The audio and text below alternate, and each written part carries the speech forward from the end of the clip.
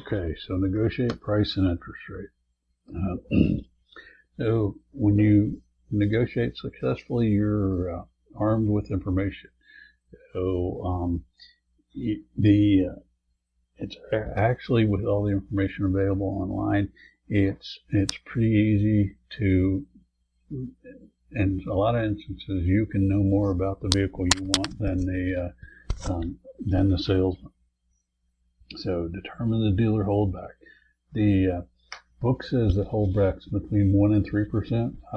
In the last couple of years, I read information that said dealer holdback is anywhere from 3 to 7.5%. The dealer holdback is something that the manufacturer pays to the dealer after the sale. So that 3 to 7%. So 3 would be on a more reasonably priced vehicle. 7.5 would apply to very high-end vehicles. So what that means with dealer holdback, the dealer invoice is not the true cost of the vehicle to the dealership. And next, negotiate price before anything else. It's important to go in order. You never want to go into a dealership and tell them that you can. This is the price you can afford.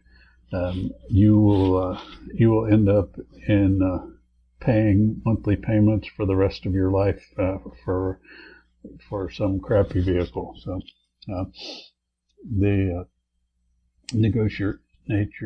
negotiate your interest rate and compare what you've arranged elsewhere. Go to your bank, your credit union. Go online to any number of online banks and check rates there. So you want to compare. Make sure you think about the the rebate versus the low rate and so forth.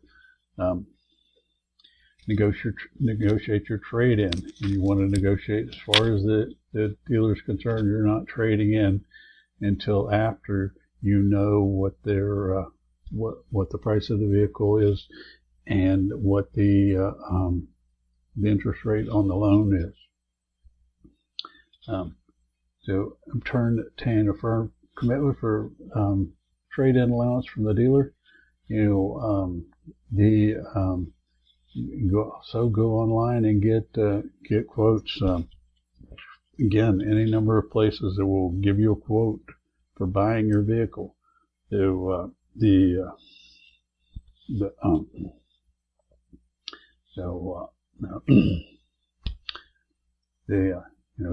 the vehicle yourself if the allowance is too low.